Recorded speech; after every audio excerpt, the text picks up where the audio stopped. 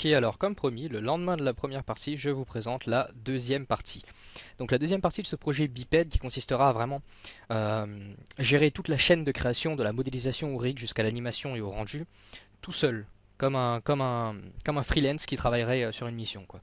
Donc cette partie qui est pour moi la plus intéressante et vraiment la plus importante vraiment de ce projet, parce que si vous arrivez à comprendre ce qu'on va faire, vous allez avoir un bon niveau en rig, pas un très bon, pas un excellent, mais un bon niveau. Et c'est important d'avoir un bon niveau de rig, je vous expliquerai plus tard pourquoi. Et ceci dit, la première partie est très importante aussi, parce que sans le modèle, vous n'allez pas pouvoir suivre ce tuto. Donc vraiment, suivez-le. Je sais que la première partie est très longue, et je m'en excuse pour ça, mais bon, il faut ce qu'il faut pour modéliser ce petit robot. Maintenant, c'est le rig, une partie un peu plus courte, et beaucoup plus passionnante en tout cas. Donc qu'est-ce qu'on va faire dans cette partie? Alors je vais vous expliquer en fait les principes du rig. Le rig consiste en fait à paramétrer notre modèle pour qu'on puisse l'animer. Donc pour pouvoir en fait bouger les composants du modèle très facilement. Donc on a notre modèle. Il nous manque une patte nous sur le principe de base, sur la fin du premier tuto, mais on va justement rajouter sa deuxième patte. On a notre armature. Alors l'armature en fait c'est assez complexe, c'est tout simplement la position des os. On va rajouter des os en fait dans ce modèle qui va déplacer certains morceaux de l'objet.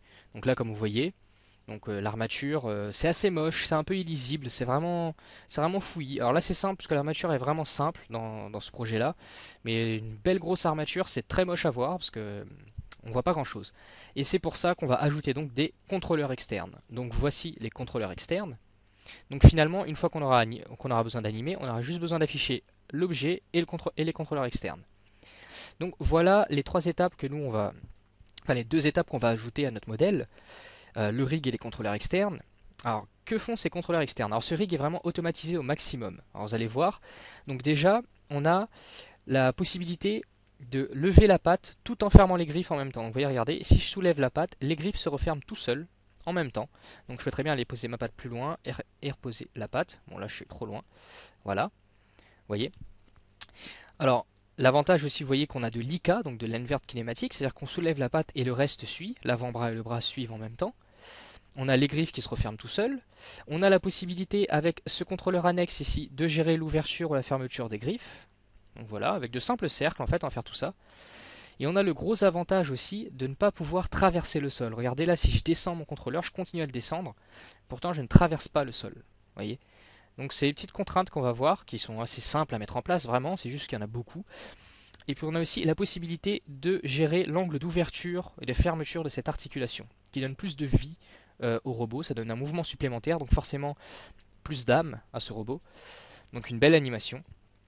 Alors le truc c'est que cette ouverture, on va pas commander l'ouverture, parce que vous voyez ici dans la protection, si on ouvre, on traverse, donc non, mais par contre on va pouvoir commander la fermeture. Donc voilà, ce qui a donné plus de vie comme je disais, et évidemment on a la tête, donc la tête si je la déplace, vous voyez, les pattes suivent.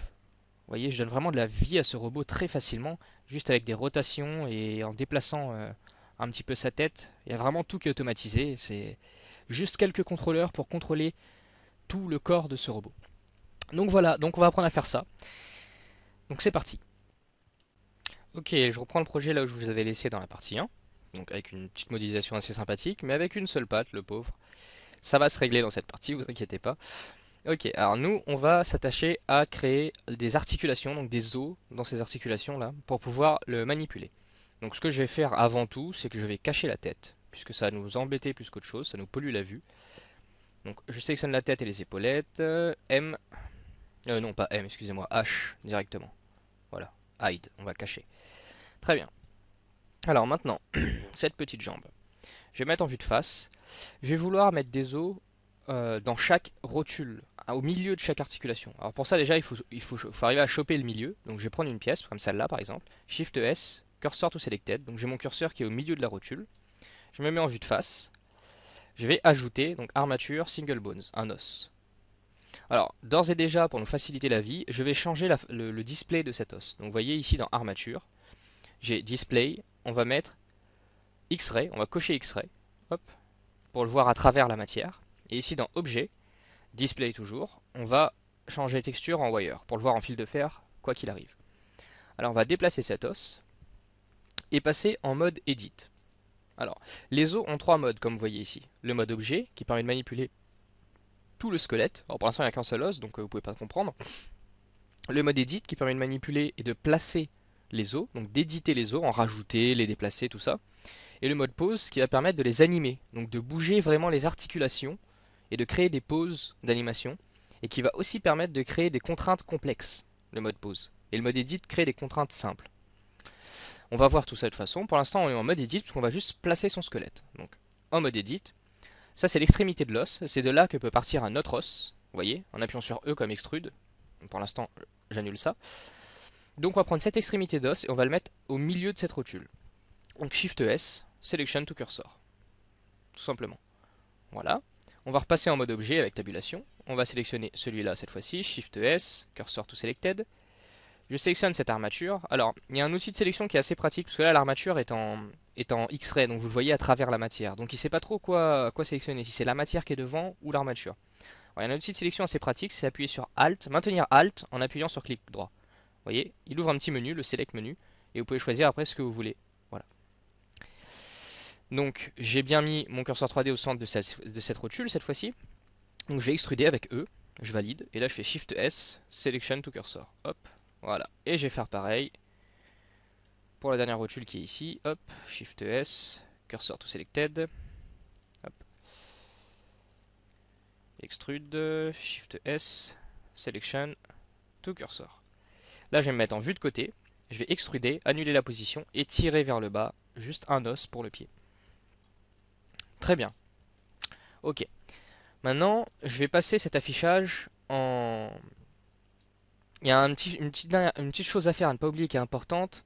C'est, vous voyez, l'orientation des os, c'est un peu spécial là. Celle-là, elle n'est pas droite. Cet os-là n'est pas droit. Il n'est pas juste comme ça. Il est un peu orienté sur le côté. Enfin, il faut gérer cette orientation d'os pour avoir des belles contraintes après. Donc, je vais prendre ces os. Je vais les passer donc, dans l'armature ici, en B-bones, pour mieux voir leur orientation. C'est vrai que c'est pas... C'est juste cet os-là, en fait, qui gère pas un peu. Donc je vais aller en mode edit, tout sélectionner, et je vais faire le raccourci CTRL N qui gère l'orientation des os. Et là je vais essayer Z Axis. Ok. Donc du coup ça c'est bien orienté, ça aussi. Mais là où j'ai un problème c'est celui-là. Celui-là du coup il n'est pas dans le prolongement de celui-là. Vous voyez, il a une petite rotation par rapport à lui. Donc Z Axis n'est pas bon. Donc on va faire CTRL N, Y Axis. Et là c'est très bien. Là j'ai cet os qui est dans le prolongement de celui-là, qui lui-même est dans le prolongement de celui-là, et celui-là est bon aussi. Donc voilà, on va orienter donc tout ça sur l'axe Y. Donc CTRL N, je répète, Recalculate Roll, donc la rotation de l'os, et on les aligne sur l'axe Y. Ok, voilà qui me plaît. Maintenant, on va pouvoir affecter, parenter en fait par exemple l'avant-bras à l'os du bras, enfin l'avant-bras à l'os de l'avant-bras, etc. Alors ce que je vais faire, c'est que je vais repasser ce display en stick pour que ce soit plus pratique à voir. Voilà. Et on va faire des liens de parenté. Alors juste avant de faire les liens de parenté, pour avoir revu la partie 1 que j'ai postée hier, c'est un peu confus au niveau des liens de parenté, on ne sait pas trop quoi faire. Donc vous inquiétez pas, on va refaire ça en fait tranquillement et de façon plus logique et même plus rapide pendant le rig. Donc pour pouvoir refaire ça, on va déjà les supprimer, ces liens de parenté qu'on a pu faire hier. Donc on sélectionne tout le bras et on fait Alt P et on fait Keep Clear and Keep Transformation. Il enlève les liens de parenté mais il garde la position des objets. Donc voilà. Et maintenant, on va pouvoir travailler tranquillement sur nos liens de parenté. On va prendre l'épaule qu'on va lier à l'os de l'épaule. Alors le problème, c'est que vous voyez, si je sélectionne l'os ici, en fait, il me sélectionne toute l'armature, tout le squelette. Tout simplement parce que je suis en mode objet sur le squelette. Mais si je me mets en mode pose, je peux sélectionner les os indifféremment. Vous voyez? Donc je vais prendre l'épaule est lié à l'os de l'épaule. Et vous voyez que c'est bien l'os de l'épaule qui est en bleu. Donc là, je vais pouvoir faire CTRL P. Et là, il me propose, dans cette parent 2, il y a Bones. Et c'est Bones. Voilà. La protection d'épaule à l'épaule. CTRL P to Object. L'avant-bras à l'os de l'avant-bras. CTRL P to Bones. La protection d'avant-bras à l'avant-bras. CTRL P to Object. Et cette protection-ci, ici, aussi à l'avant-bras. Voilà. CTRL P to Object. Excusez-moi, c'est pas l'avant-bras, ça c'est le bras. Maintenant, j'attaque l'avant-bras. Donc l'avant-bras à l'os de l'avant-bras. CTRL P to Bones. La protection avant-bras à l'avant-bras. CTRL P to Object. Et cette chose-là va aussi appartenir, cette protection de rotule du pied va appartenir aussi à l'avant-bras. Mais vous voyez, ici j'ai une petite interpénétration, donc je mets en vue de côté et je fais une petite rotation pour l'enlever. Et maintenant je peux y aller, hein. Donc ça à l'avant-bras, CTRL P, to object. Le pied maintenant. Ici j'ai le pied, et ici on va dire j'ai un genre de cheville. Alors je vais lier les deux, donc je vais prendre le pied et la cheville, CTRL P, to object. Comme ça j'ai un gros pied, juste un pied. Voilà, si je prends la cheville que je déplace, vous voyez, j'ai un pied. Et maintenant je vais lier justement cette cheville à l'os du pied. CTRL P, to bones. Vu que j'ai enlevé les liens de parenté, vous voyez, si je déplace donc ce pied, les doigts ne suivent pas, ce qui est normal, il n'y a plus de lien de parenté. On fera ça juste après. Donc voilà, alors qu'est-ce qu'on obtient avec ça? Bah maintenant si on est en mode pause sur notre armature, vous voyez qu'on peut faire des rotations, hop, morceau par morceau, articulation par articulation, et créer comme ça des pauses d'animation, pourquoi pas, pour pouvoir commencer à donner vie à notre personnage. Donc là par exemple, hop, il pose le pied loin devant lui, ou hop, il vient juste de soulever le pied, vous voyez, on peut faire quelque chose de très simple, très rapidement, voilà, vous voyez. Bon, c'est possible d'animer comme ça, et ça se fait. La technique d'animation comme ça s'appelle la technique d'animation en FK, donc la Forward Kinématique, cinématique avant, en français. Euh, c'est exactement le principe d'animation qu'utilise par exemple le studio Hardman avec leur pâte à modeler là pour faire leurs dessins animés comme voilà c'est Gromit et tout ça. Je dis pas qu'ils le font en 3D, je dis juste que vraiment ils doivent déplacer membre par membre puisqu'ils doivent reconstruire leur marionnette on va dire à chaque fois. Donc ils doivent déplacer membre par membre et prendre une photo à chaque fois qu'ils déplacent membre par membre pour créer leur animation. Alors vous voyez, c'est assez fastidieux, c'est assez lourd, c'est c'est pas simple, vraiment c'est pas simple parce que c'est beaucoup de temps, mais ça donne un rendu assez spécial. Alors en 3D c'est pas le cas puisque bon en 3D ça donne un rendu exactement, enfin pas exactement mais sensiblement pareil que si on animait autrement, mais c'est juste que c'est assez fluide pour pas voir le petit cachet un peu forward kinématique. Donc bon, nous on va pas faire ça. On va pas faire ça parce que notre but c'est de créer un personnage qui est très intuitif, qui fait presque tout seul, il est presque intelligent. Donc on va utiliser l'IK, donc l'invert kinématique, la cinématique inverse, qui est tout simplement l'inverse de la FK. C'est-à-dire que nous on va vouloir déplacer uniquement le pied et qu'automatiquement tout se plie ici. On déplace qu'un objet, ça sera en fait le principe des marionnettes avec les fils.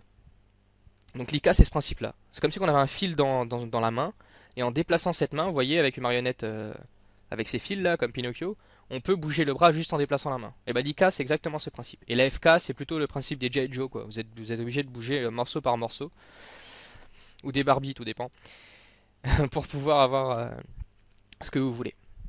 Donc on va utiliser de l'IK. Alors pour ça, on va prendre l'os d'extrémité ici sur lequel on va mettre l'IK. On va juste passer en B-Bones parce que et en Edit. Alors, la chose assez spéciale en IK, c'est qu'il nous faut l'os d'IK, donc que voici, et un contrôleur IK pour que ça fonctionne bien. Donc je vais dupliquer cet os, Shift D. Vous voyez que j'ai un lien de parenté. Donc je fais clic droit pour annuler la position. Je fais Alt P pour enlever son lien de parenté, Clear Parent. Et je vais mettre cet os autour de l'os de l'IK. Donc, dans le mode Edit avec les os, il y a deux types de scale. Il y a S, donc le scale habituel qui ne fait que ça, ce qui n'est pas terrible. Et on a CTRL ALT S qui lui scale sur la largeur. Donc on va utiliser ça. Et là vous voyez, j'ai mon contrôleur d'IK qui est juste autour de mon IK. Ok, alors je vais passer en mode pause et je vais créer donc cet IK. Alors pour ça, je sélectionne mon contrôleur d'IK, puis l'IK, et je fais tout simplement Shift I. Et là il me demande si je veux bien ajouter une IK. Et je dis oui. Et oh malheur, que se passe-t-il? On a un décalage là un peu affreux, on ne sait pas trop ce qui se passe. Alors, il suffira juste ici, alors on sélectionne l'IK, on va dans les contraintes ici, les bonnes contraintes, on a l'IK et on décoche Use Trail. Voilà. Maintenant je vais utiliser donc mon contrôleur IK pour le déplacer. Alors j'ai un souci, c'est que j'ai oublié de faire le lien de parenté donc entre la cheville.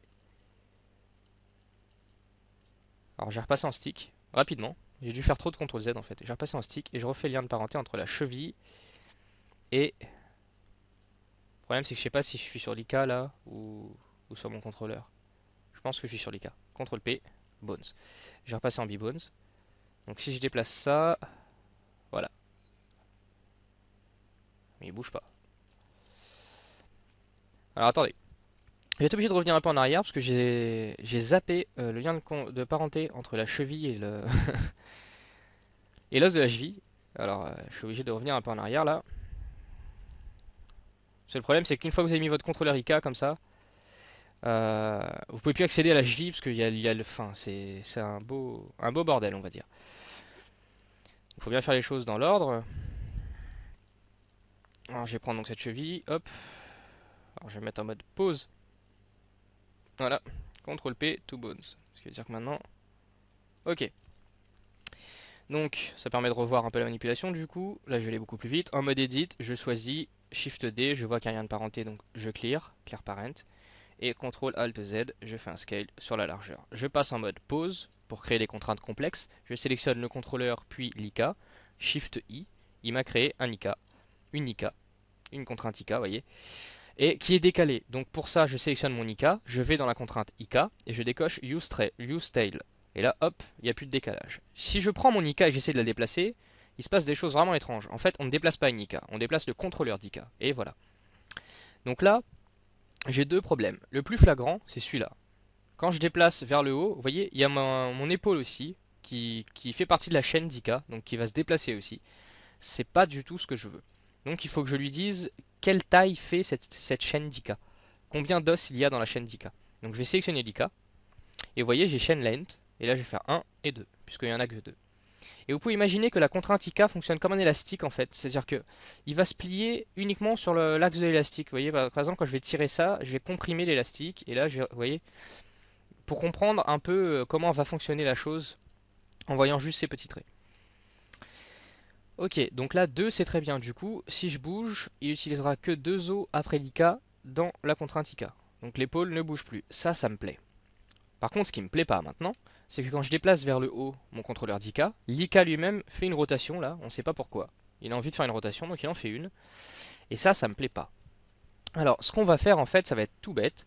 On va dire à l'IK de copier la rotation du contrôleur IK. C'est-à-dire que là, quand je vais me lever, vu que j'ai aucune rotation sur mon contrôleur, l'IK lui-même ne va pas faire de rotation. Donc il va rester tout droit.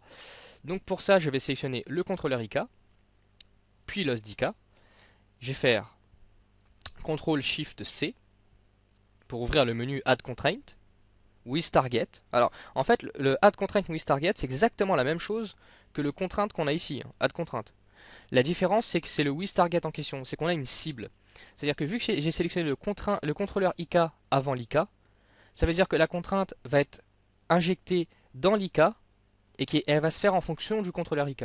Donc là, CTRL SHIFT C, donc copie rotation, ça veut dire que l'IK va copier la rotation du contrôleur IK. C'est en fonction de l'ordre de sélection en fait, vous voyez.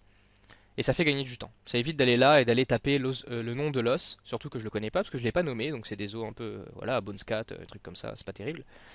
Donc voilà. Et là donc j'ai une copie rotation. Donc je vais regarder ça. Si je soulève, vous voyez, c'est parfait. J'ai mon épaule qui bouge plus avec l'IK, et j'ai mon IK qui bouge plus tout seul. Il fera des rotations seulement si mon contrôleur IK en fait. C'est parfait, c'est exactement ce qu'il nous faut. Ok, maintenant, on va rajouter un tout petit contrôleur. Alors, pour ça, j'ai passé en mode objet. Hop. Je vais sélectionner voilà, cette rotule.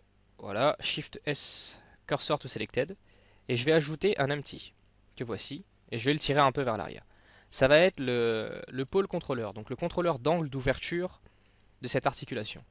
Alors cet empty, je ne fais pas de scale dessus. Je vais ici sur empty. Et ici j'ai size, je vais mettre 0,5, c'est une bonne taille, et je vais le mettre en sphère. Hop, voilà. Je vais lui donner un nom.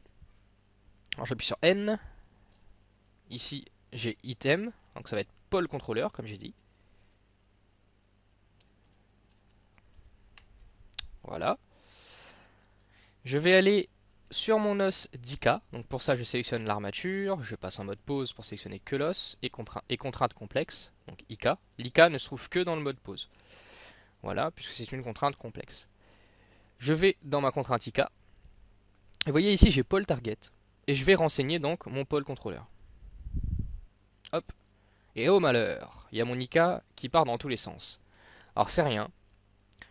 C'est juste que, vous voyez, là, le pôle contrôleur maintenant influe sur l'angle d'ouverture et de fermeture. Alors si je déplace, vous voyez, je peux avoir une influence là-dessus. Le problème, c'est qu'il n'est pas derrière mon articulation, donc c'est pas intuitif. Alors c'est pas grave. Parce que si je vais sur mon os IK, je vais mettre en vue dessus, ici j'ai pôle angle, et je vais pouvoir manuellement aligner en fait l'articulation au pôle contrôleur.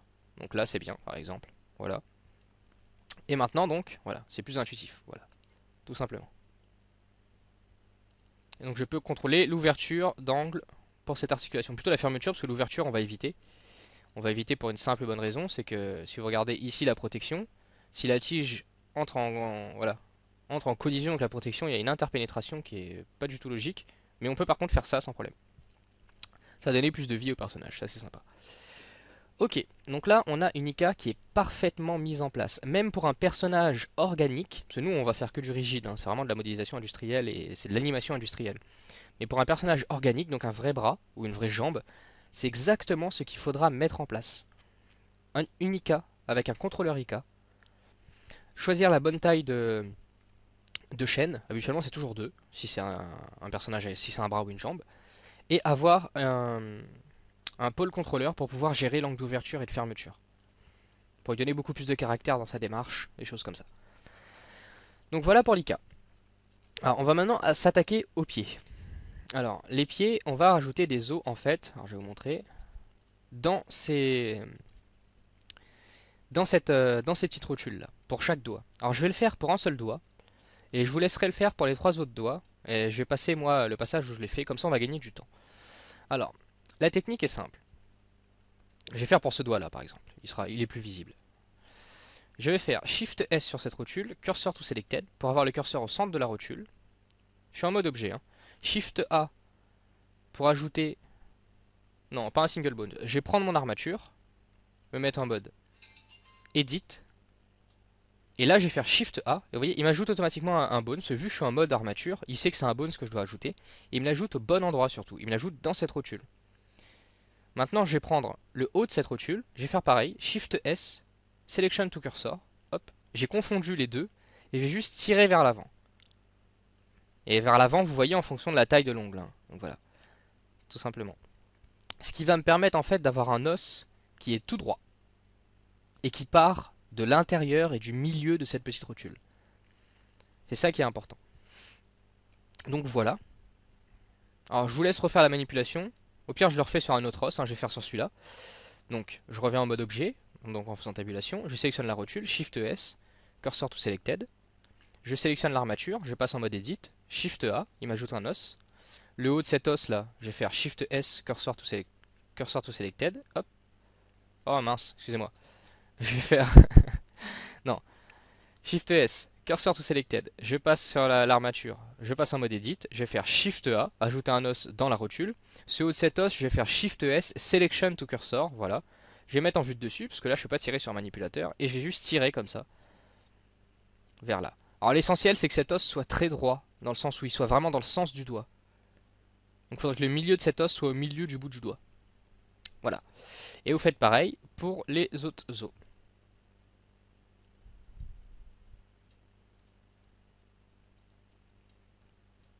Ok, donc voilà. Alors on a donc nos os sur nos doigts. Alors ce qu'on va faire maintenant, on va faire des liens de parenté. Donc l'armature, on va le repasser en stick. On va passer tout ça en mode pause. Je vais sélectionner donc cet objet là, donc l'ongle. Pour chaque doigt je vais faire ça. Donc je sélectionne l'ongle, puis le morceau de doigt. CTRL P, set parent to object. Ce morceau de doigt, puis la rotule. CTRL P, set parent to object. Et enfin la rotule que je vais lier à l'os du doigt. CTRL P, set parent to bones. Donc voilà. Et là, j'ai fait mes liens de parenté comme il fallait. Vous remarquerez que je n'ai pas lié la rotule au pied encore. Donc encore une fois, si je prends ça et que je fais les rotations, hein, les doigts ne suivent pas. Bon, c'est normal. Ok. Alors, maintenant, ce qu'on va faire, on va nommer un peu ces os, d'ores et déjà, parce que là, ça va devenir plus complexe. Donc autant les nommer tout de suite. Donc j'ai passé en B-Bones, pour tous les voir. Par exemple, là, j'aurais pas vu le contrôleur Elika. Donc lui, c'est l'épaule. Donc l'armature, vous voyez, une armature, en fait, c'est un objet à part entière. Si je passe en mode objet, vous voyez, l'armature, le squelette lui-même, c'est l'objet. Alors, Euh, donc, quand vous allez nommer un os, quand vous passez en mode edit ou pause, hein, quel que soit le mode, vous pouvez nommer l'os, sauf si c'est un mode objet. Vous avez le nom de l'armature, donc du squelette à part entière. Donc ce squelette, c'est le squelette du bras, donc je vais appeler ça bras. Et le nom de l'os que vous venez de sélectionner. Alors celui-là, c'est l'épaule. Voilà. Ça, c'est l'avant-bras. C'est le bras, pardon. C'est l'os du bras dans l'armature du bras, vous voyez. Et ça, c'est l'os de l'avant-bras dans l'armature bras. Donc avant-bras. Voilà. Cet os qui est ici, c'est l'os du pied. Même si on ne manipule pas, il faut donner le bon nom. Et cet os qui est là, c'est le contrôleur IK.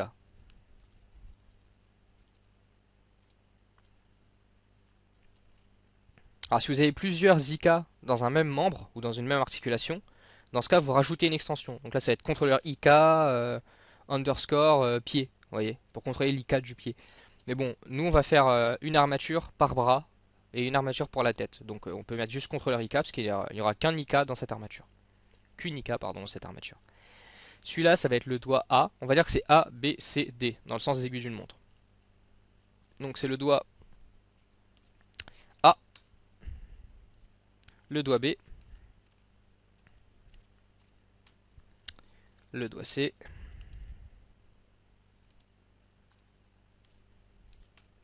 et le doigt D. Ok, ok. Maintenant, ce qu'on va faire, je vais vous introduire une nouvelle notion qui sont les calques d'armature. C'est-à-dire que dans une armature, vous avez des calques. Exactement comme les calques ici de la scène, ça c'est les calques généraux. Et là, ce sont vraiment les calques d'armature. C'est-à-dire que je vais prendre mon armature, je vais passer en mode pause, et je vais sélectionner les os du doigt. Je vais appuyer sur M quand je suis en mode pause. Comme move pour changer de calque, mais vous voyez que là j'ai beaucoup plus de calques. En fait, les calques qui sont ici, il est marqué en plus Change Bones Layers. Ce sont des calques d'os, donc les calques qui sont ici dans l'armature, qui n'ont rien à voir avec cela, qui sont des calques propres aux rigs. Parce qu'il est possible d'avoir des rigs tellement complexes qu'on a besoin de plus d'une centaine d'os, mais on ne veut pas tous les afficher. Donc on peut ranger les os, les petits os dans un calque, les plus utilisés dans d'autres calques, vous voyez. Donc là, je fais M et je vais tout passer en fait juste à côté, pour les doigts. Donc vous voyez que là j'ai mes bras, du coup, uniquement. Et si ici dans l'armature, je coche le layer ici, hop, et j'ai mes doigts uniquement. Et là on va travailler comme ça pour le moment, parce que maintenant que notre bras on l'a fait avec notre IK et tout ce qui va avec, on va travailler que sur les doigts. Donc on va se mettre donc sur ce calque là, et continuer à travailler sur nos doigts. Alors, sur nos doigts, ce qui nous manque, ce sont des sub-contrôleurs, c'est-à-dire des sous-contrôleurs, pour gérer la fermeture des doigts. Alors, je vais vous montrer comment le faire sur un doigt et vous le ferez, je vous laisserai le faire sur les autres doigts. Alors, on sélectionne un doigt en mode edit, on sélectionne son extrémité ici, on fait Shift S, Cursor to Selected, on repasse en mode objet. Alors c'est pour être sûr d'ajouter l'objet bien au bout de l'os. Hein. On fait Shift A et on ajoute un empty. Cet empty, on peut uniquement le bouger dans le sens de l'ongle. C'est-à-dire je n'aurai pas le droit de le bouger comme ça, ni de haut en bas, mais j'ai le droit de le déplacer, je vais le déplacer dans le sens de l'angle, dans la direction du doigt. Donc je vais le déplacer à peu près ici. Sa taille, je vais mettre 0,2. Et sa forme, on va mettre une sphère aussi.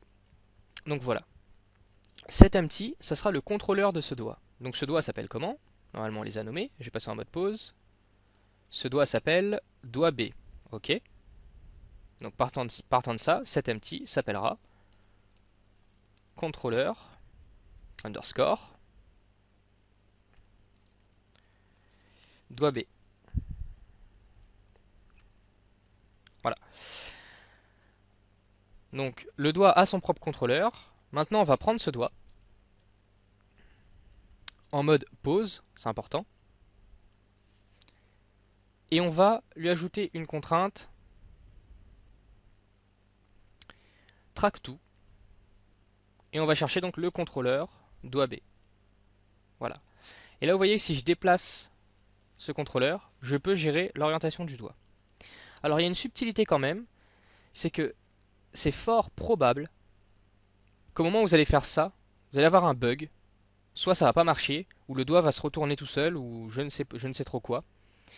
C'est parce que ça veut dire que quand vous avez fait vos os sur vos doigts, vous avez certainement mal fait quelque chose, et donc il faut réorienter vos doigts. Alors, je vous le remontre ça, comment réorienter les doigts, quand même, au cas où vous avez eu ce problème. Vous passez en mode edit, vous sélectionnez tous vos doigts, et pour les doigts, on va les orienter sur l'axe Z. Donc, CTRL N, Z axis. Moi, c'était déjà le cas, donc c'est bon. Mais au cas où, pour éviter d'avoir quoi que ce soit comme problème, ne criez pas au bug en disant ça marche pas. Non, non, c'est juste que l'os est mal orienté, donc réorientez-les. Ok, donc ajoutez les contrôleurs et sous-contrôleurs. Alors, je vais du coup le refaire pour ce doigt-là, au moins vous aurez vu comment on fait. On sélectionne l'extrémité, Shift S, Cursor to Selected. On passe en mode objet, on ajoute un empty qu'on peut déplacer uniquement dans le prolongement du doigt. Dans empty, on lui met une taille de 0,2, une forme de sphère. Ça c'est pour vous, hein, c'est vous qui voyez après. Hein. Puis vous sélectionnez cet os en mode pose. Il faut donner un nom à ce contrôleur. Donc ça sera contrôleur underscore doigt B, puisqu'il contrôle le doigt B. On va sur le doigt B, on va dans les contraintes, on ajoute un track to. Voilà. Je pense qu'on pourrait faire autrement. Prendre lui, aller sur l'os avec Shift et faire CTRL Shift C. Et là on a track to. Et ça marche aussi bien. Ça évite d'aller dans les menus. Vous voyez. Donc voilà. Je vais refaire pour un doigt quand même. Histoire de pas vous. Une fois que vous ne soyez pas perdu. Donc Edit Mode, je sélectionne ça, Shift S, Cursor to Selected, mode objet, j'ajoute un empty que je peux bouger dans le prolongement du doigt, donc là ça va être à l'œil, donc comme ça. Voilà. Sa taille sera de 0,2 et sa forme sphérique. Hop.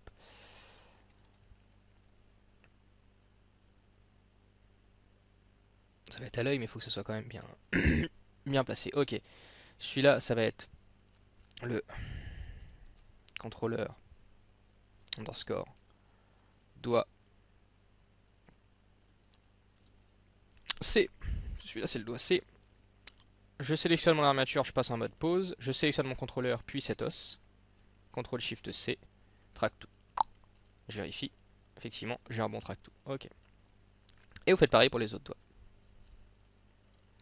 Ok. Donc voilà, chacun de mes doigts a son track to, a son petit contrôleur. Alors je les ai pas tous nommés moi pour gagner du temps, mais vraiment nommez-les parce que si ce personnage vous comptez l'utiliser tout simplement ou le réutiliser, avoir des noms ça change tout vraiment, ça va vous aider à aller beaucoup plus vite. Donc c'est une perte de temps de nommer pendant qu'on le crée, mais une fois que c'est fait, c'est fait. Moi j'ai pas tout nommé puisque je l'ai déjà ce personnage de fini, donc celui-là je vais pas le réutiliser. Donc on a notre petit contrôleur. Alors à quoi ça nous sert en fait ce track to? Alors comme vous voyez, si je le déplace, effectivement je peux gérer la. Vu qu'il va regarder, vu que le doigt va regarder son contrôleur respectif tout le temps, il va toujours s'orienter vers ce contrôleur. Ok, c'est bien. Mais concrètement, à quoi ça peut servir? Alors ça va surtout servir qu'on va lever la patte. Alors pour ça déjà on va faire en sorte qu'on puisse lever cette patte. Donc on va réafficher dans l'armature le calque avec Shift où j'ai la patte. Mais là vous voyez si je soulève, les doigts ne viennent pas. Donc on va lier ces doigts à ce bones là. Donc en mode edit, on va sélectionner ce bones là, celui-là, celui-là, celui-là, puis celui-là. CTRL P, keep the offset. Keep offset. Hop, voilà. On vient en mode pause. Et vous voyez que maintenant ces doigts sont liés avec. Ok. Mais vu qu'on a notre track to sur chaque extrémité des doigts, on va soulever le bras, mais les extrémités des doigts vont toujours regarder ce qu'il y a sur le sol. Voilà, donc la finalité c'est que quand je vais lever la patte, automatiquement, mes doigts vont se replier. Vous voyez? Alors ça c'est une première étape de l'automatisation. On va mettre beaucoup plus d'automatisation là-dedans, vous inquiétez pas. Mais ça déjà, c'est juste génial. Comme ça, vous êtes tranquille. Ok. Alors, je vais revenir juste dans mon layer de doigts. Voilà. Je vais rajouter un petit détail quand même. J'ai rajouté un contrôleur donc externe qui va me permettre de contrôler ces sub-contrôleurs là, ces tout petits contrôleurs d'orientation. Alors pour ça, je vais tous les sélectionner, ces contrôleurs là. Voilà. Après, je fais Shift S, Cursor to Selected. Et je vais ajouter Curve Circle. Alors le problème du cercle, c'est qu'ils ne sont pas tous mis en cercle. Donc on va essayer de faire en sorte de placer le cercle de façon à ce qu'ils soient tous dessus. Alors ce qu'on va faire, ça va être plus simple. On va prendre la patte. Shift S, Cursor to Selected, et c'est là qu'on va ajouter ce fameux cercle autour des doigts. S'ils sont pas tous dessus, c'est pas grave. Alors on va ajouter ce cercle, très bien, et on va déplacer manuellement, alors tout en gardant dans le prolongement de l'orientation du doigt, hein, c'est important. Déplacer manuellement sur le cercle ces petits contrôleurs. Alors pourquoi garder le prolongement du doigt? C'est important parce que regardez, si je le mets là-bas, vous voyez, je casse carrément ma rotule, là je casse mon doigt, et c'est n'importe quoi. Il faut rester dans le prolongement vraiment du doigt pour qu'on ait l'impression que ça soit qu'une rotule, rien de plus. Voilà. Voilà. Là ça va être simple, je le prends, je tire. Voilà. Maintenant donc je vais sélectionner ces sub-contrôleurs, hop, que je vais lier à ce contrôleur général, donc CTRL P, to object. Et ce contrôleur général, je vais donner de l'épaisseur. Alors c'est une courbe de Bézier, c'est-à-dire que là dans Bézier Circle, donc ici, dans Object Data, vous avez 3D qui est coché déjà, vous augmentez juste def, et vous aurez la moitié d'une boucle en fait, la moitié d'un anneau, qui va s'extruder. Alors on n'a pas besoin d'une super résolution ou quoi que ce soit, si on augmente def, c'est juste pour mieux la voir, c'est tout. Donc voilà. Alors à quoi va nous servir ce cercle? Ben regardez, si je raffiche mon os là, je soulève mon bras, alors ce cercle du coup je peux y faire un scale, et du coup rapprocher mes objets à traquer, ce qui automatiquement influe sur l'angle d'ouverture et de fermeture de mes doigts. Donc vous voyez, donc là c'est notre premier contrôleur externe qu'on a créé, qui va nous permettre de gérer l'angle d'ouverture des doigts. Ok. Maintenant on va créer un autre contrôleur sur la même base de celui-ci. Alors je garde les deux affichés hein, dans le layer, hein. Je garde ma patte affichée. Donc sur la même base de celui-ci, c'est-à-dire que je vais prendre celui-ci, Shift S, Cursor to Selected, et là je vais ajouter un autre cercle pour avoir en fait le cercle au même endroit, donc vous voyez c'est presque le même là, mais en plus grand, en un peu plus grand, voilà, et forcément donc def en un peu plus gros, voilà, très bien, et lui par contre, on va lier cet os, le contrôleur IK, à ce contrôleur là, ok. Alors, pour ça, on peut pas prendre l'os, vous voyez, et prendre ça et faire CTRL P, parce qu'une fois que je sors du mode pause, c'est toute l'armature qui est sélectionnée. Donc on va faire autrement, on va prendre l'os en mode pause, on va aller dans les contraintes d'os, on va faire shield off, on va dire que c'est l'enfant de quelqu'un. Alors l'enfant de qui? De ce contrôleur là. Alors on va lui donner un nom. Donc c'est, on va dire c'est contrôleur Pat. Voilà. Lui on va donner un nom aussi, comme ça c'est bon. Contrôleur doigt. Donc c'est contrôleur Pat qui sera le parent de cet os. Donc ici je vais sur l'os et j'ai target et je peux aller renseigner contrôleur Pat. Sinon j'ai une façon qui est plus rapide que vous avez déjà vu. Je prends le parent, puis je prends l'enfant. Donc du coup je peux sélectionner l'os. Et là je fais CTRL SHIFT C. Shield off. Hop. Et là, oh malheur, que se passe-t-il? C'est normal. Dans Shield off maintenant, il faut cocher set inverse. Donc hop, voilà set inverse pour revenir à la position de base. Donc maintenant, ce lien de parenté est assez spécial. L'avantage du Shield off, c'est qu'on peut choisir qu'est-ce qui est lié entre les deux objets ou pas. Déjà, je ne veux pas lier le scale entre le parent et l'enfant. Parce que regardez, si je prends là le parent et que je scale, il me scale l'os, ce qui me donne du gros n'importe quoi du coup. Et c'est pas bon ça, c'est pas bon du tout. Donc je vais prendre l'enfant, sur son shield off, donc j'enlève tous les scales, X, Y et Z. Et je repasse en set inverse pour le replacer où il était. La rotation, on va garder. Parce qu'on veut quand même que si je fasse une rotation du parent, l'enfant fasse une rotation aussi. Mais on voudra aussi que lui fasse une rotation, parce que sinon, vous voyez, l'orientation des doigts part un peu dans n'importe quel sens. Donc ça, on verra juste après. Et la translation, évidemment, on va garder. Donc la position, le suivi de la position X, de la position Z et de la position Y. Très bien. Donc pour cet os, le lien de parenté, c'est bon. Maintenant, il faut qu'on parente aussi ce contrôleur-là à celui-là. Parce que vous voyez, si j'avance mon bras là, si le contrôleur d'en bas ne bouge pas, j'ai mes doigts qui vont aller se casser tout simplement. Vous voyez. Donc il faut lier quand même. Mais on va lier dans tous les sens, sauf ce sens-là. Parce que je ne veux pas que mon contrôleur d'ouverture de doigts se soulève en même temps que mon contrôleur de bras. Tout simplement parce que sinon les doigts ne se fermeront pas. Donc je vais prendre mon contrôleur de patte et mon contrôleur de doigt, CTRL SHIFT C, Shield Off. Encore une fois, ça me donne du gros n'importe quoi. Je vais sélectionner mon contrôleur, mon petit contrôleur là, donc celui-là, qui a la contrainte. Je vais dans contrainte et je vais faire set inverse. J'enlève le scale, parce que je ne veux pas que le contrôleur de patte puisse, imaginons que je fais un scale sans faire exprès, puisse contrôler en fait l'angle d'ouverture des doigts. Lui, il est fait juste pour ça. Donc, j'enlève les scales, set inverse. Les rotations, je les garde. Donc, vous voyez, maintenant mes rotations sont bonnes. C'est-à-dire que mes doigts restent droits. Quoique, toutes les rotations ne sont pas autorisées. Parce que mes doigts, justement, restent droits. Et c'est pas trop ce que je veux, mais bon. Voilà. Mais je peux faire les rotations X. C'est la seule rotation de toute façon qu'on devra faire. Donc, je pourrais faire des rotations X légères. Ok.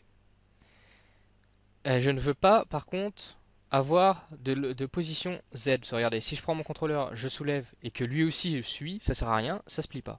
Donc je vais dessus et je décoche Z. Et là, vous voyez, hop, il suivra pas. Par contre, si j'avance, il va suivre. Je redescends, il suit pas de toute façon. Voilà. Et là, j'ai exactement ce qu'il me faut pour automatiser un peu pour automatiser le fonctionnement de la patte. Donc voilà. Alors je vérifie juste. Ouais. Ok, ça me va, ça me va. C'est très bien. Alors maintenant, que va-t-il se passer? Maintenant, on a donc notre bras automatisé, avec ouverture-fermeture. On a notre pôle, donc notre angle d'ouverture, l'IK qui fonctionne. Il nous manque une chose, c'est la contrainte par rapport au sol, qui va encore nous faciliter plus la vie. Donc Shift C, pour mettre le curseur au milieu du monde, j'ajoute un plan. Alors la seule condition de cette contrainte, c'est que le sol soit droit. Donc on va éviter de mettre ce robot dehors dans la boue, tout ça. Cette contrainte en fait va nous permettre d'animer ici, sans traverser. Vous voyez là ce que je fais là justement. Alors ce que je vais faire, c'est que je vais prendre cette armature en mode objet. Je vais la mettre dans le calque en dessous du robot, donc move juste en dessous. Ces petits contrôleurs là, ces sous-contrôleurs font partie aussi de l'armature. Donc je vais mettre dans le calque en dessous. Et je vais prendre les gros contrôleurs là, les contrôleurs principaux, que je vais mettre juste à côté. Voilà. Comme ça j'ai ma géométrie. Si je fais Shift et je coche à côté, j'ai que mes contrôleurs principaux et je suis tranquille. Donc oui, si je veux placer mon pied, vous voyez, il est possible que j'aille trop bas et là je traverse le sol. Du coup, ça c'est vraiment du travail au millimètre près à chaque fois qu'on anime. Et c'est une perte de temps parce que quand on anime à chaque fois et qu'on veut poser le pied sur le sol, vous voyez, le sol est représenté là par cette ligne, et qu'on se dit tiens, on va essayer juste comme ça. Bon, ça prend trop de temps, c'est n'importe quoi. Donc on va faire une contrainte pour pouvoir que quand je traverse le sol, je ne pourrai jamais le traverser. Le pied s'arrêtera sur la surface du sol. Comme ça, j'ai pas besoin de vérifier à chaque fois. Alors d'abord, ce qu'on va faire, c'est qu'on va prendre ces deux là et on va les placer sur le sol. Alors pour ça, je prends les deux hein, pour avoir le pied bien droit. Et je vais placer ce pied sur le sol. Alors c'est ici, voilà. Là, je suis bien sur le sol. Très bien. Maintenant, je vais prendre ce contrôleur de patte, donc celui qui gère la hauteur de la patte, et je vais lui mettre cette fameuse contrainte de sol. Alors pour ça, je donne un nom à mon sol. Donc plane, bon, c'est très bien, mais bon, on va essayer sol, c'est plus original. Je vais prendre mon contrôleur de patte, aller dans les contraintes, et il y a une contrainte qui s'appelle floor. C'est pas magnifique ça? Spécialement pour ça. Donc target, on va aller chercher donc le sol. Voilà. Et là, vous voyez que la contrainte va s'affecter en fonction du barycentre. Mon barycentre est là. Donc je vais pouvoir descendre jusqu'au barycentre. Et là, vous voyez, je suis bloqué. Si mon barycentre touche le sol, je suis bloqué. Le problème, c'est que voilà, mon contrôleur, son barycentre n'est pas à la base du pied, quoi. Mon contrôleur est un peu plus haut que le pied pour qu'il soit plus visible. Donc comment est-ce qu'on fait? Comment est-ce qu'on fait? C'est très simple. On va en fait descendre complètement le contrôleur. Donc là, on traverse vraiment le sol. Et on va augmenter offset. Voilà, vous voyez, qui lui va faire un décalage. Et on va trouver le bon décalage. En fait, c'est le décalage entre le sol et le contrôleur. Et je pense que ça sera quelque chose comme 1,65, 0,165. Ouais, oh bah dis donc, c'est fait à l'œil et c'est bien fait. Ou sinon 0,1.17. Voilà. Donc un offset de 0,017. Et pas mal, cela comme vous voyez, les ongles sont vraiment sur le sol. Il n'y a pas d'interpénétration. Je peux y aller, hein, je peux zoomer, ils sont même au-dessus du sol plutôt que dans le sol. Mais au-dessus tellement fin qu'on ne voit pas qu'ils sont au-dessus. Donc voilà. Et l'avantage surtout, c'est que maintenant, quand je vais animer, je me prends plus la tête à me demander est-ce que j'ai traversé le sol ou pas. Parce que regardez, hop, je ne peux pas traverser le sol. Alors, le seul truc avec cette contrainte, il faut faire attention, il ne faut pas penser que c'est un bug, c'est pas un bug. Regardez, même si, là j'ai ma patte, même si je suis bloqué au niveau du sol, là, quand je me déplace vers le bas, Blender continue à calculer la distance où je vais vers le bas. C'est-à-dire que quand je vais devoir retirer, il faut que je tire vers le haut la même distance que j'avais tiré vers le bas, jusqu'à ce pouvoir lever la patte. Vous voyez, regardez, là, je tire, je tire, je tire, je tire, je tire, je tire, je tire. Allez, je continue à tirer, je tire, et là je peux lever la patte, vous voyez. Donc des fois si vous tirez, vous voyez que ça vient pas, c'est pas une question de, c'est pas un bug, c'est juste que vous êtes trop descendu après la limite quand vous êtes descendu, et du coup il faut retirer la distance qu'il y a eu après la limite avant de pouvoir retirer la patte. C'est comme si on avait vraiment déplacé un objet jusqu'en bas, mais sauf qu'il descend pas. Voilà. Donc quand vous posez, du coup vous faites attention, vous posez juste vite fait quoi. Juste hop, c'est posé, ok c'est bien. Et là vous allez tirer, vous pouvoir tirer tranquille. Ça sert à rien d'y aller à je pose et je mets tout ça tout en bas, vous voyez. Ok. Donc voilà pour les contraintes, l'ouverture d'angle, tout ça. Ok, bon maintenant on va rafficher notre tête, puisqu'on a fini en fait ce bras. C'est tout est automatisé, là je vois pas ce qu'on peut rajouter de plus. Donc on va afficher notre tête, donc Alt H, que voici. On va gentiment prendre tous les contrôleurs, donc je vais afficher aussi mon armature, donc vous voyez que je viens d'afficher là. Je suis en mode fil de fer. Et je vais tout sélectionner. Enfin tout sélectionner, uniquement le bras. Mais tous les contrôleurs et les doigts et les sous-contrôleurs du bras. Tout ce qu'on a créé en fait. Et je désélectionne ce sol. Ok. Je vais dupliquer tout ça. Donc Shift D. Et là, vous voyez, j'ai dupliqué. Je duplique cette patte. Donc clic droit, je vais décaler cette patte ici. Alors on a lui qui a décidé de partir au loin, mais tant pis, on le laisse, c'est pas grave.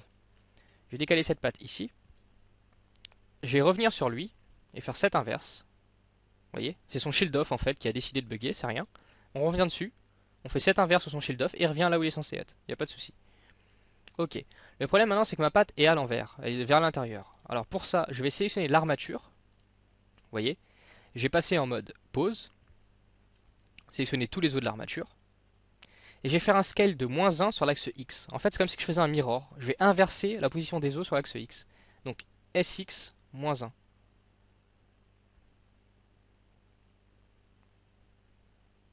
Et voilà ce que ça nous donne. J'ai déplacé cette armature pour le remettre comme il est censé être, hein, donc bien au milieu.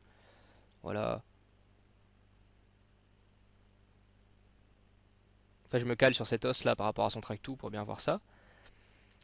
Donc là, comme vous voyez, tout mon bras a été retourné. Donc c'est très bien, c'est exactement ce que je veux. Alors bon, tout va bien.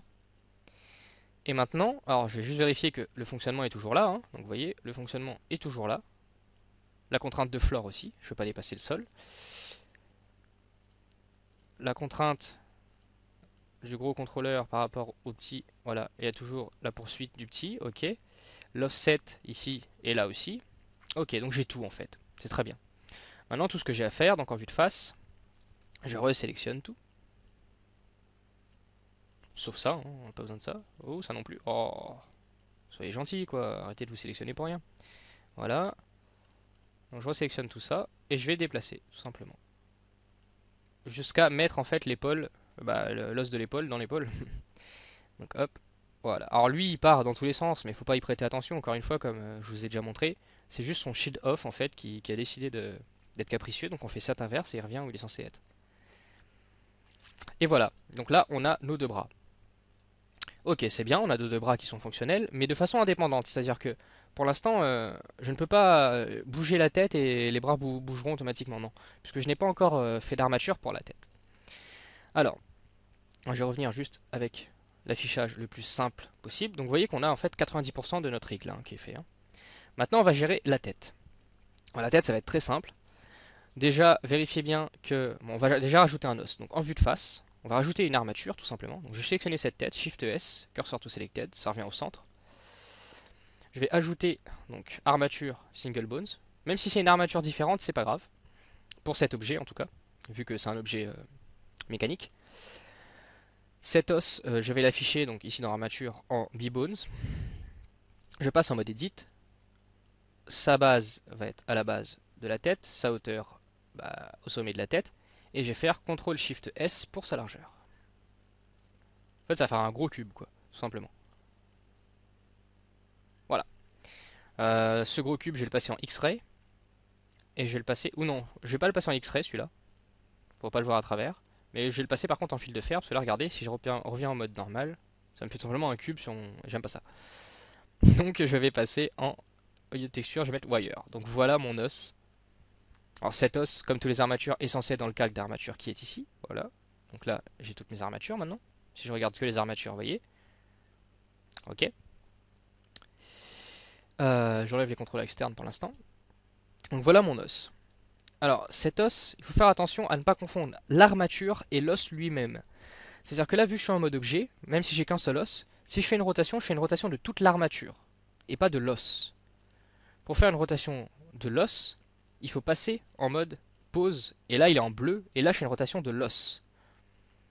C'est très important. Du coup, les contraintes, parce qu'on va devoir contraindre les os des épaules là, à suivre cet os-là, donc à faire un lien de parenté entre les deux.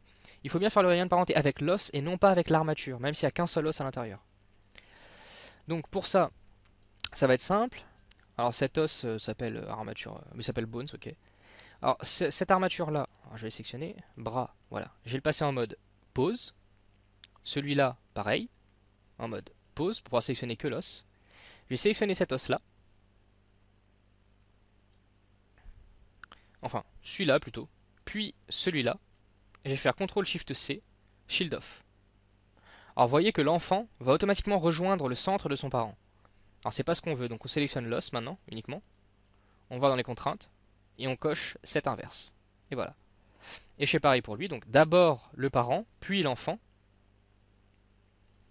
CTRL SHIFT C, Shield Off.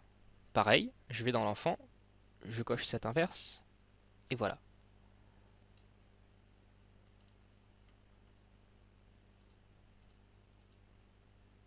Donc là, si je fais une rotation, ça ne suit pas. Ça ne suit pas parce que je n'ai pas fait la contrainte sur l'os, mais sur l'armature. Alors vous voyez comme quoi c'est important ce que je disais. Alors on va enlever les shield off sur ces enfants, et on va faire autrement. Alors cet os s'appelle comment? Cet os s'appelle épaule, ça tombe bien, et l'autre s'appelle épaule, mais de l'armature bras 01. Ok. Donc on va ici, en mode pause, on est bien sur l'os. On va ajouter une contrainte d'os, donc oh non, on va prendre lui. Non, lui, on va l'appeler tête, excusez-moi. C'est un peu confus là, mais c'est sûr à la fin, vous inquiétez pas. Alors cet os là, on va l'appeler tête. Au lieu de laisser bones. Tête, voilà. On va aller sur cette épaule. Ajouter une contrainte shield off, il sera l'enfant de tête. Mais tête se trouve dans armature. Armature, vous voyez, armature c'est lui. Et là je rajoute tête. Voilà. Cet inverse. Je vais faire pareil ici. Shield off, armature, tête. Cet inverse. Voilà. Alors vous auriez pu garder ce que vous avez en faisant les CTRL SHIFT C, ça marche très bien. C'est juste qu'il n'y avait que l'armature de renseigner et pas l'os. Il fallait juste rajouter le nom de l'os qui était dans l'armature, tout simplement. Donc maintenant, si je prends cet os et que je fais une rotation, vous voyez que les os sont collés à cet os vraiment. Donc que les jambes, du coup, vont bouger en fonction de cet os. Vous voyez? Maintenant, on n'a plus qu'à dire que cet os a lié la tête à cet os. Alors pour ça, n'oubliez pas que l'épaulette doit être liée à la tête, la lentille doit être liée à la tête, et l'œil qui est à l'intérieur doit aussi être lié à la tête. Comme ça, on lie que la tête à l'os. Alors pour ça, on prend la tête, puis l'os. On vérifie bien que c'est l'os parce qu'on est en mode pause. On est sur l'os. CTRL P, to bones et pas object, sinon c'est l'armature. Voilà. Maintenant, si je prends cet os et que je lui fais une petite rotation, vous voyez, c'est pas beautiful ça? Donc voilà. Et bah lui aussi, on va lui rajouter un contrôleur externe pour pouvoir contrôler la tête. Donc je prends cet os, bah, c'est bien, mon barrissante est encore au centre, donc c'est bien. Je vais juste faire Shift A. Je vais revenir en mode objet. Shift A, Curve, Circle, je fais un Scale. Voilà. Dans le 3D, je rajoute un peu de def. Tout simplement, voilà. Ce truc là s'appellera contrôleur tête. Voilà. Donc je vais aller dans mon armature de tête sur l'os de ma tête, donc en mode pause. Aller dans les contraintes ici et ajouter un shield off. Shield off key, shield off contrôleur de tête. Contrôleur tête. Alors évidemment, il met le scale et tout ce qui va avec, donc cet inverse. Voilà. On décoche le scale parce que ça fera aucun scale. On veut pas faire de scale sur cette tête, ce serait n'importe quoi. Par contre, on garde la rotation. J'ai mis un driver là, je sais pas pourquoi. Alors, j'enlève le driver. On garde la rotation et la position comme parenté. Donc là, vous voyez maintenant, alors je vais prendre ce contrôleur et le mettre dans le calque des contrôleurs. Donc, ici, je vais dans ce fameux calque de contrôleur et je prends le calque juste avec mon robot. Vous voyez que maintenant, voilà, je peux contrôler très facilement avec juste quelques contrôleurs ce rig qui est relativement complexe quand même. Alors si vous avez réussi à suivre et que vous avez tout compris, c'est très bien. Alors dans ce cas, vous avez un bon niveau de rig. Pas un très bon, pas un excellent, parce qu'il y a des techniques de rig bien plus complexes que ça. Mais si vous avez compris ça, c'est que vous avez déjà un bon niveau de rig, vraiment. Donc voilà. Voilà, donc tout ça juste avec des contrôleurs assez simples. Voilà.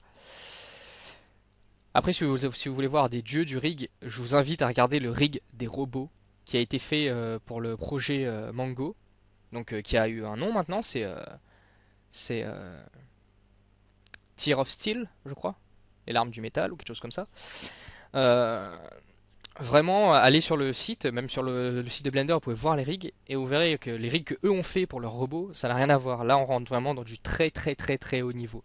Là, on rentre dans du rigueur professionnel. Alors moi, en tant qu'animateur, je me dois de faire mes rigs. Faut savoir qu'en France, on n'utilise pas souvent, même très très rarement, des rigueurs professionnelles. C'est un truc qui se fait surtout aux États-Unis. Donc, on doit nous-mêmes, en tant qu'animateur, savoir riguer aussi. Donc, savoir faire du rig, c'est très bien aussi. Il faut savoir le faire. Il faut pas juste savoir qu'animer. Juste, on nous donne un personnage qui est modélisé, rigué et juste on a à l'animer. C'est vrai que ça arrive en industrie. Ça arrive très souvent si on a une chaîne d'industrie. Mais c'est rare qu'on ait la chaîne, qu'on paye des gens juste pour le rig. Donc bien souvent, c'est l'animateur qui va se taper le rig aussi, ou le modeleur qui va se taper le rig aussi. Donc il faut vraiment savoir animer comme riguer, et pourquoi pas modéliser, comme ça on sait tout faire. Ce qui était le but de ce projet d'ailleurs. Donc voilà. Voilà notre petit rig et tout fonctionne nickel. Alors je pense que je vais vous faire un petit bonus. Je vais vous rajouter une petite partie pour l'animation de ce robot. Comme ça on va voir un peu l'animation. Et je pense que dans cette même partie, je vous ferai le rendu de ce robot. Donc voilà, donc j'espère avoir pu vous aider et puis à bientôt pour un nouveau tuto.